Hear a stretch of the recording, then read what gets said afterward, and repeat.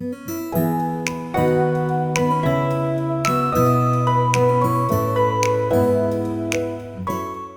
है guys, welcome back to another episode. तो micro service की इस जर्नी में अभी तक हम लोगों ने basic configuration and API creation and API documentation किया। तो सबसे इम्पोर्टेंट टॉपिक है एक्सेप्शन हैंडलिंग। तो चलिए उसको आज हम लोग कवर करते हैं कि अपने सर्विस के अंदर एक्सेप्शन को कैसे हैंडल करेंगे। ठीक है, तो इसके लिए हम लोग ग्लोबल एक्सेप्शन और कस्टम एक्सेप्शन का यूज करेंगे। तो चलिए इसको कोड के थ्रू समझते हैं। तो यूजर सर्विस के अंदर हमें कुछ क्लासेस क्रिएट करने होंगे। उससे पहले हम एक नया पैकेज बना लेते हैं एक्सेप्शन के लिए। बेस पैकेज हम वही देंगे।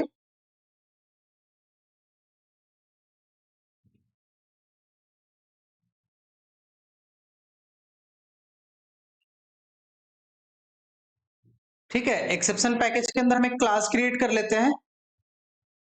इसका हम नाम दे देते हैं global exception handler.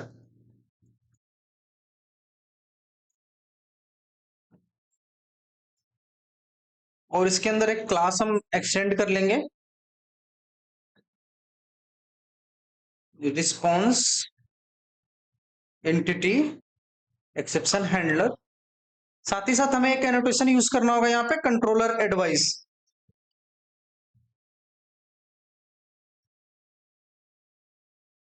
Controller advice.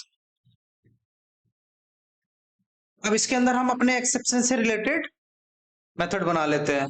सबसे पहले हम लोग एक ग्लोबल एक्सेप्शन के लिए बना लेते हैं, उसके बाद एक यूजर डिफाइन एक्सेप्शन क्रिएट करके उसको भी यहीं पे मैनेज कर लेंगे। उससे पहले हम लोग को एक डीटीओ क्लास क्रिएट करना होगा। उसके लिए हम एक जस्ट पैकेज पहले बना लेते हैं सेपरेट।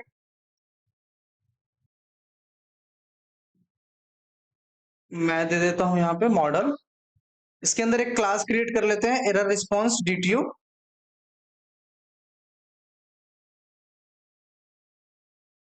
यहाँ पे हमें कुछ वेरिएबल बनाने होंगे, private string API path, private string error message.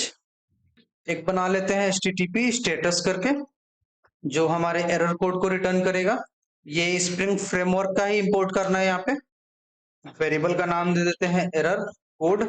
एक टाइम भी बना लेते हैं जो हम रिटर्न करेंगे, प्राइवेट। इसको लोकल डेट टाइम दे देते हैं, लोकल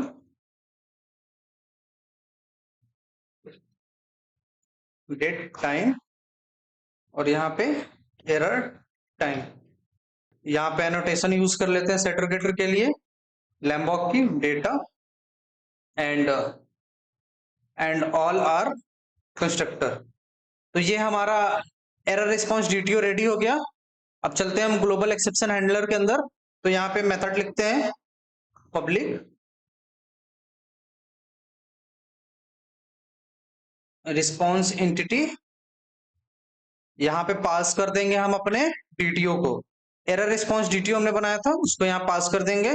अब यहाँ पे मेथड का आप कुछ भी नाम रख सकते हैं। मैं यहाँ पे रख देता हूँ हैंडल ग्लोबल एक्सेप्शन। और पैरामीटर में पास हो जाएगा एक्सेप्शन का ऑब्जेक्ट।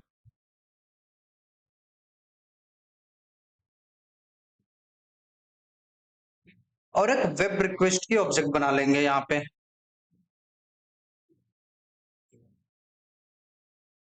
तो यहाँ पे हमने दो आर्गुमेंट लिया हुआ है, एक एक्सेप्शन और एक web request.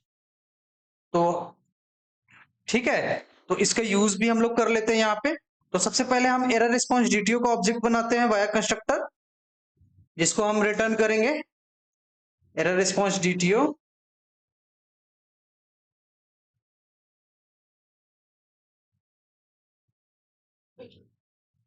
Equal to new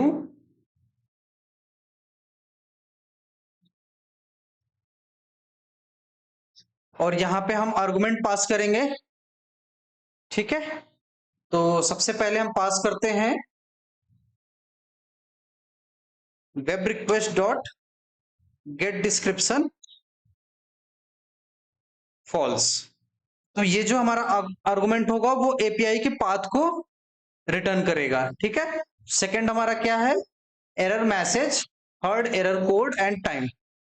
तो यहाँ पे एरर मैसेज पास कर देते हैं। एरर मैसेज हमें मिल जाएगा एक्सेप्शन के अंदर से, डॉट गेट मैसेज।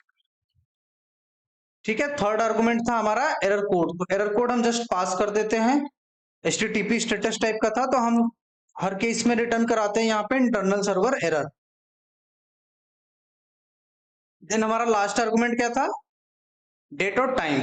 तो यहां से करंट डेट उठा लेंगे, नाउ। अब हम एरर रिस्पॉन्स DTO को रिटर्न करेंगे, लेकिन हमारा मेथड का रिटर्न टाइप क्या है, रिस्पॉन्स एंटिटी। तो यहां से हम रिटर्न करते हैं new object, return new response entity.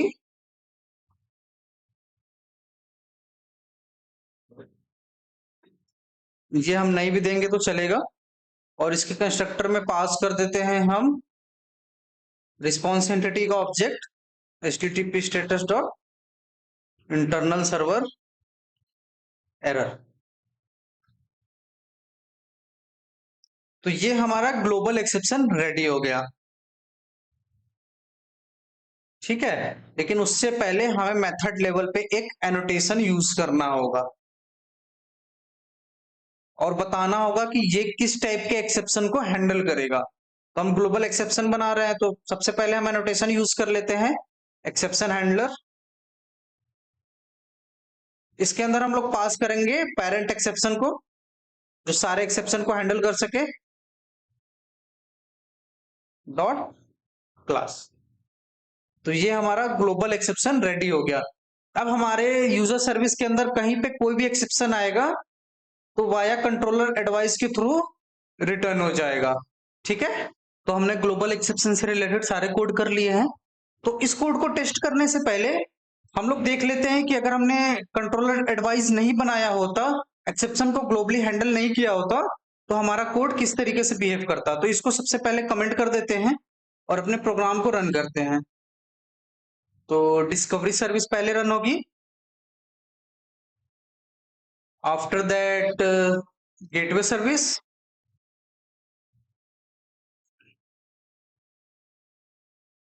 और देन यूजर सर्विस को हम लोग रन कर लेंगे। उसके बाद हम लोग चलते हैं अपने रिसोर्स के अंदर, यूजर रिसोर्स, और यहां से हम डिलीट ऑपरेशन परफॉर्म करते हैं वाया इंसोमनिया। ठीक है, तो यहाँ पे हमने क्या किया हुआ है, अपने सर्विस लेयर पे एक्सेप्शन को मैनेज किया हुआ है कि यूजर अगर जब गेट कर रहे हैं, अगर यूजर हमें नल मिलता है तो उस टाइम पे क्या कर रहे हैं, एक्सेप्शन एक थ्रो कर रहा है, और वाया रिसोर्स हम नॉट फाउंड रिटर्न कर रहे हैं। ठीक है, तो डिलीट का ऑपरेशन परफॉर्म करते हैं, उससे पहले डेटाबेस में चेक कर लेते हैं। तो यहाँ पे आप देख सकते हैं एक रिकॉर्ड पड़ा हुआ है यूजर टेबल में ID 1 के साथ। ठीक है, तो देन इंसोमनिया में चलते हैं, यहाँ से हम ID 2 को डिलीट करते हैं। तो ID के अगेंस्ट जब हम 2 पास करेंगे तो वो डेटाबेस में तो एग्जिस्ट करता नहीं है, तो जस्ट सिंपल इसको सेंड करते हैं रिक्वेस्ट को। ठीक है, तो यहाँ पे जैसे ही हमने सेंड किया तो हमें 404 नॉट फाउंड मिला, लेकिन बॉडी हमारे पास पूरी की पूरी ब्लैंक है, बट बॉडी में हमें कोई डेटा नहीं मिला या कोई मैसेज नहीं मिला। ठीक है, तो ग्लोबल एक्सेप्शन को इनेबल करते हैं और देखते हैं कि फिर हमें रिस्पॉन्स में क्या मिलता है। उससे पहले हमें कुछ कोड को रिमूव करना होगा। ये जो हमने कस्टम एक्सेप्शन कर रखा है इसको हटाते हैं, क्योंकि हम सारे एक्सेप्शन को तो अब ग्लोबली मैनेज करेंगे। देन सर्विस लेयर में भी चलते हैं, यहां से भी सारी चीजों को हटाते हैं।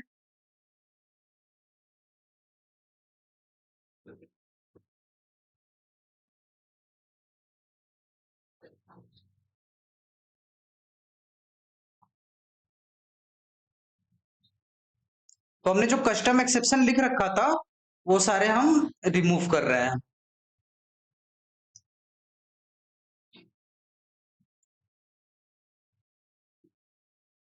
ये हो गया हमारा रिमूव।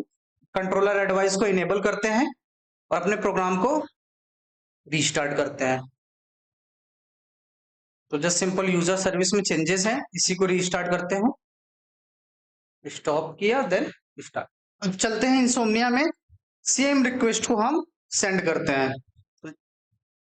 तो जैसे ही यहाँ पे सेंड किया तो आप देख सकते हैं हमारा जो रिस्पॉन्स था वो चेंज हो गया। 500 internal server error, API path, मतलब कौन से यूआरएल को हमने हिट किया, एरर मैसेज में नो वैल्यू प्रेजेंट, जो आईडी हमने भेजी उसके अगेंस्ट हमें कोई वैल्यू प्रेजेंट नहीं मिला।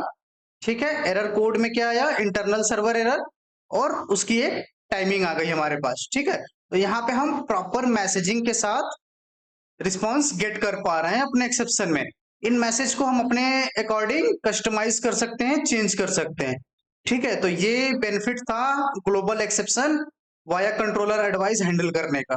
ठीक है, फिर मिलते हैं नेक्स्ट एपिसोड में जहां पे हम लोग कस्टम एक्सेप्शन क्रिएट करके उसको मैनेज करेंगे। अभी के लिए इतना ही। तो अभी तक आप लोगों ने चैनल को सब्सक्राइब नहीं किया तो प्लीज सब्सक्राइब कर लीजिए, जिससे आपको नए नए अपडेट्स मिलते रहे।